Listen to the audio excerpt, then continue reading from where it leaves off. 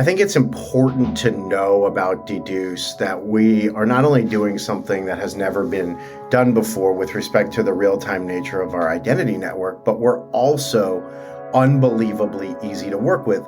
That sounds like it should be table stakes, but in our industry, vendors have often required very painful, long implementations. For organizations in pain who are experiencing a lot of fraud, it just takes a long time to actually get a solution. And we're the opposite of that. My name is Ari Jacoby, and I'm founder and CEO here at Deduce.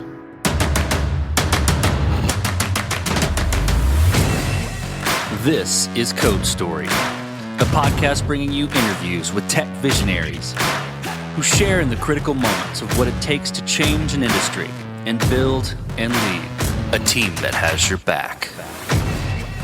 I'm your host, Noah Lampart, and today how Ari Jacoby built the platform to stop account takeover and fraud on your identity network. All this and more on Code Story. Ari Jacoby grew up in the DC metro area, but has lived in New York City for the last 17 years. He's married with 2 kids at home, ages 12 and 9, and he spends a lot of time outside of his business building Legos, doing math homework, and STEM projects with his kids. The biggest hit of the STEM project has been circuitry, to see something buzz or light up at the end of the exercise. He's also a big fan of international travel and enjoys a good glass of wine with his wife. Speaking of, Ari's biggest influence in life is his wife. As he puts it, she is the CFO, Chief Family Officer of the Jacoby Household, and does a brilliant job of it. He likes to watch her work and finds it motivating how much she gets done and takes care of in her infinitely more hard role than his. Ari spent a lot of time around identity, specifically in ad tech and martech. He figured out that data was common currency in that world, but not in other spaces. Having built large identity graphs before, he recognized there was an opportunity to do it again in cyber risk and fraud. This is the creation story of Deduce. Deduce is focused on preventing account takeover and new registration fraud for businesses and specifically the consumers they serve. By way of background, this is my 3rd venture-backed identity security company. We got started in May of 2019 after we rolled off of a company called Circulate that we sold to a public company called LiveRamp. Where did the idea originate for this? What was the origination story for the idea?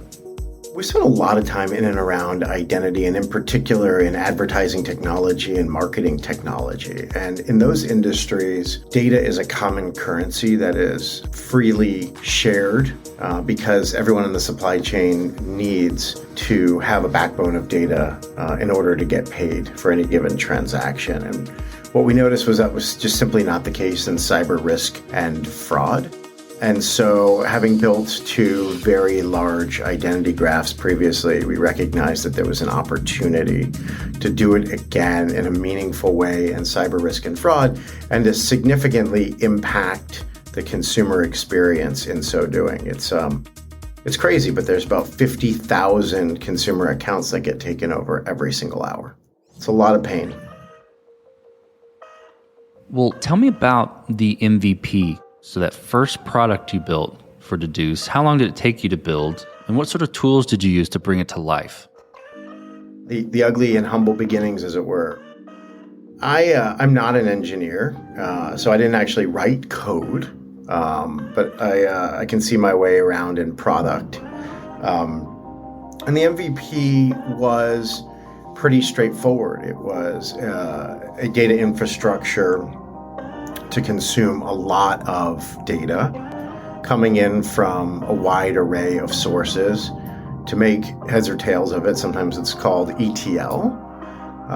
And then to provide an API that was queryable by companies asking the question, is this the real and right Bob Smith behind the screen? And the first product we called Risk Index. It was only a score. It was a humbling experience because companies out there were very excited about the data, but they really wanted explainability, and our first product didn't have much in the way of explainability like our current product does. So with any MVP, you've got to make certain decisions and trade-offs about, what you're going to start with, what you're going to build, what sort of, technical debt you're going to accept to get something out faster. Tell me about some of those you had to work through, even on the product side, and how you coped with those decisions. Coming from a place where we used to run our own iron and have multiple data centers across the country, this was the very first time where we really started in the cloud and got to understand how to, build resilient systems that were fast but also cost effective. Speed kills in our industry. We've got to be able to return data in under 150 milliseconds. That's a cost consideration. And so if you don't know what you're doing and you build clumsily at first, it can be very expensive. So speed kills, and I hear that, and you got to be super fast. But I hear you saying you went straight to the cloud with Deduce. How was that process of kind of letting go of you said having your own iron, having your own data center, to putting it essentially in somebody else's computer? I was going to say, the cloud, computers you don't own. It was fine. It was a very simple transition. We use multiple clouds. They're not hard to operate. They're hard to operate efficiently, I think. So there was some learning there, and we figured it out. And it didn't take long for us to figure out. And there was no trepidation in doing it. We can get the speed we need. We can get access to the right tools. And the trade-off makes good sense from a CapEx perspective. Well, then from that point, you've got you've got the MVP, it's working. You got a solid product that's taking off. How did you progress it and mature it, and how did you build your roadmap of figuring out, okay, this is the next most important thing to build for Deduce? Sure. Well, we've added engineers over time, and the roadmap consists of a bunch of different bits of functionality that we have been encouraged to build by our customers over time, which I think is the right way to do it. Having built product in a vacuum before, it's not something that we wanted to undertake this time. And so, we're very fortunate that we've got some tremendous advisors and some tremendous customers, who have been very clear with us about not only what they need, but also what the industry expects. And we've benefited mightily from that. If you've built a product in a vacuum before, what did you do differently this time to ensure that you were getting that feedback, managing that feedback, and using it to drive how you move forward? We did two things differently and better than ever before. We asked a lot of questions, and we produced a lot of sample product. We would say, well, what about this use case? We think we can solve this use case, and we can give you an example as to how, and we would take it around to customers and prospects, and they would either thumbs up or thumbs down. And if they thumbs down, we would say, well, what about this other use case? And what about this third use case? And then we would come back very, very quickly. I think that cadence is the right cadence. So, that's one thing that we did differently than ever before. Fast iteration, and we continue to operate that way. I mean, we're iterating on 2-week sprints. The way you start the month is not the way you end the month. From a technical perspective, there seems to be better and faster and more interesting functionality all the time. You mentioned adding engineers earlier, so I want to dive into team a bit. So how did you build your team, and what did you look for in those people to indicate they were the winning horses to join you? We've done this a handful of times. So I think you build relationships over time. And if you have had some successful exits in the past, people tend to like that, and people tend to want to be around that. And so, it's a matter of getting the band back together in some cases. People know people. Really good people tend to know really good people. Of course, we've used our fair share of recruiters as well. It's tough sledding out there when it comes to hiring great people. I think we've been very fortunate to have access to a terrific pool of folks, and everybody on the team is a doer first and foremost, with that kind of hustling mentality, that just, get it done mentality. We are really sensitive to that in particular. I think people ask a lot of dumb questions in the interview process. There's a lot written out there about how you should try to figure out if there's a cultural fit, thinking through whether you'd want to be with a person, stuck in an airport overnight, which is, a preposterous thing to go through. Like, who gives a crap about that? You want to work with people who are wicked smart and just get stuff done and are nice. And I think that's the winning formula. Certainly it is for us. This episode is sponsored by Vanta. You're a startup founder. Finding product market fit is probably your number one priority. But to land bigger customers, you also need security compliance. And obtaining your SOC 2 or ISO 27001 certification can open those big doors. But they take time and energy pulling you away from building and shipping. And that's where Vanta comes in. Vanta is the all-in-one compliance solution helping startups like yours get audit ready and build a strong security foundation quickly and painlessly. How, you ask? Vanta automates the manual security tasks that slow you down, helping you streamline your audit. And the platform connects you with trusted vCISOs to build your program, auditors to get you through audits quickly, and a marketplace for essentials like pen testing. Join over 8,000 companies, including many Y Combinator and Techstars startups who trust Vanta. Simplify compliance and get $1,000 off at vanta.com/codestory. That's VANTA.com/codestory. This episode is sponsored by Kinsta. Between juggling client meetings, managing your website, and keeping up with everyday tasks, who has the time to stress out about website security?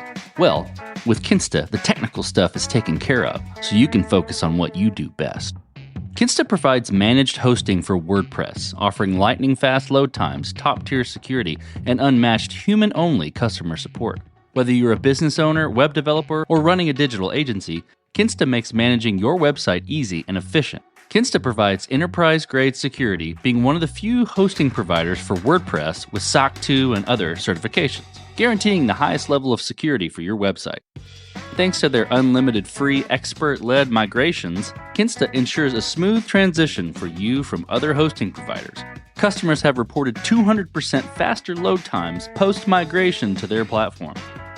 What I find cool about Kinsta is their fast and reliable customer service and premium features that are included at no extra cost. Ready to experience Kinsta's hosting for yourself? Get your first month free when you sign up at kinsta.com today. That's KINSTA.com. Let's flip to scalability. So did you build this to scale efficiently from day one, or have you been fighting this as you grow? That's the other major trade-off, right? Of course, you can build for scale starting day one, but you pay for that. That's kind of an aspirational build. I've seen that go very poorly for others along the way. You can spend an awful lot of money without having a lot of customers, and in our case, without having a lot of query volume. And there's really no point in that. I think you want to set it up so that you can scale horizontally, and cloud services allow you to do that, of course, and you've got a plan for it, but there's no reason to pay for way more capacity than you need early on these days. I think that's an adage of the past. Agreed, totally. How about architectural approach, right? Because you can build something quick, but maybe you're not using the best architecture. Did you architect it with scale in mind for the future? I think we were pretty thoughtful about that, indeed. I think it comes back to hiring great people. Folks are smart. They've got experience. They know what they're doing. It's always wise to have a trade-off conversation, but they're going to pick the tools that matter. And, we've been very fortunate to have great people in those seats, and they've been making some excellent choices. Well, as you step out on the balcony and you look across all that you've built, what are you most proud of? I'd say it's a two-part answer. I'm really proud every morning when I wake up that we are protecting consumer accounts from takeover, and we're protecting businesses from account takeover, and we're protecting businesses from new registration fraud. These are heady problems. These are very expensive, tens of billions of dollars worth of problems every single year. And so it just does feel good to take a bite out of crime. And I'm really proud to do it with the people that we're doing it with. We've got a diverse team of awesome doers, who are eager to roll up their sleeves every single day. And I'm very, very proud to work with them. Well, let's flip the script a little bit, Ari. Tell me about a mistake you made and how you and your team responded to it. Oh man, how much time do we have? We make a lot of mistakes. I think that's how you learn, and we're not afraid of making them. We try not to utter too many Silicon Valley bumper stickers about failing fast, et cetera, but I think that is the nature of the startup business. We've certainly made our fair share of mistakes. We'll continue to do that. One in particular, I think it was my brilliant idea to only have scoring available in our earliest product without explainability. That was certainly boneheaded. We reacted to it in the way that, again, makes me really proud of this team, which is we took the product out to market. We got feedback on it. We were intellectually honest about what we had and what the market demanded, and we fixed it. We made a really great product that people want. Well, what does the future look like for the product and for your team? So we're growing very quickly. There's a lot of fraud out there. This is a problem that is getting worse and not better. Account takeover fraud, new registration fraud on the rise. It's unfortunately a very good time to be in the bad guy business because credentials are stolen all day long, and password hygiene is poor. And so that puts lots of businesses at risk, fintech businesses, financial services business, e-commerce business amongst them. We'll continue to build a really large identity network. Today, the identity network comprises over 150,000 sites and services. We see over 1.2 billion transactions on it every single day. So we've got a true network effect, and that will continue to be the case. We'll be onboarding more and more customers quarter over quarter. The network will get that much smarter, and we'll be able to do our job even better. I think it's important to know about Deduce that we are not only doing something that has never been done before with respect to the real-time nature of our identity network, but we're also unbelievably easy to work with. And that sounds like it should be table stakes, but in our industry, vendors in the category have often required very painful, long implementations, very political, nasty implementations. And what it means is for organizations in pain who are experiencing a lot of fraud in their consumer accounts or on the registration side, it just takes a long time to actually get a solution in place. And we're the opposite of that. We spend a lot of time just making sure that we are drop dead simple to implement. You can extract value out of our API in an hour or two. And that's something that we'll continue to work on. And that's something that will continue to be important to us and our customers and our partners and their customers. Let's switch to you, Ari. Who influences the way that you work? CEO, CTO, architect, really any person that you look up to, and why? That's a really hard question. I suppose a lot of folks have really great answers for this. Like they'll say Steve Jobs or Warren Buffett. That's probably not the case for me. I look up to my wife. She's the CFO of our family, our chief family officer, as I like to describe her. Her job is infinitely more difficult and complex than mine. She manages the household in New York City with a couple of kids, and she does a brilliant job of it. And, I like to watch her work. It's motivating. She's efficient and she gets incredible things accomplished. And I get to come to the office, manage an unbelievably good team, and sell a very high quality product. And that just doesn't seem as hard. Well, we talked about a mistake earlier, but a little bit different spin. If you could go back to the beginning, what would you do differently? Or where would you consider taking a different approach? If I go back to the beginning of 2019, I feel really good about the research we did in this fast-growing market. I feel really good about the CISOs that we talked to and the other practitioners in cyber risk and fraud.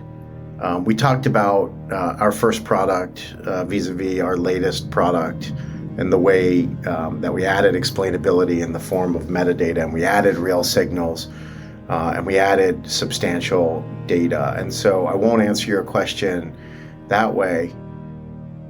It may be cliche, but I think I would have hired some of the awesome people that I now get to call teammates just a bit earlier. We were a little gun shy at first. Probably could have made some of those hires earlier, and just very fortunate that we've done so recently. Well, last question, Ari. So you're getting on a plane, and you're sitting next to a young entrepreneur who's built the next big thing. They're jazzed about it. They can't wait to show it off to the world, can't wait to show it off to you right there on the plane. What advice do you give that person, having gone down this road a bit? I love those conversations. This is my fifth company. I started my first one in my college dorm room. I love being around entrepreneurs. I love investing, and I love having those kinds of conversations. They're very special to me. I don't feel like I know way more than other folks, but I certainly have had a wealth of experience, hence the gray hair. I think it's all about grit and persistence. That's something that I would probably talk about. There's lots of no's to be had for entrepreneurs, independent of their age, and the few yeses are way more meaningful. And you just have to have the right mindset to gut it out. You just have to have the can-do attitude, and you just have to put in the time and do the work. And there's lots of folks who I think don't understand the time commitment, who just don't maybe understand what it takes over the years to produce not only a product, but a company that has material value. So it's not for everyone. I think that's what I would share. That's great advice. Well, Ari, thank you for being on the show today. Thank you for telling the creation story of Deduce. My pleasure. Thanks for having me. And this concludes another chapter of Code Story. Code Story is hosted and produced by Noah Labhart. Be sure to subscribe on Apple Podcasts, Spotify, or the podcasting app of your choice. Support the show on patreon.com/codestory for just $5 to $10 a month. And when you get a chance, leave us a review. Both things help us out tremendously. And thanks again for listening.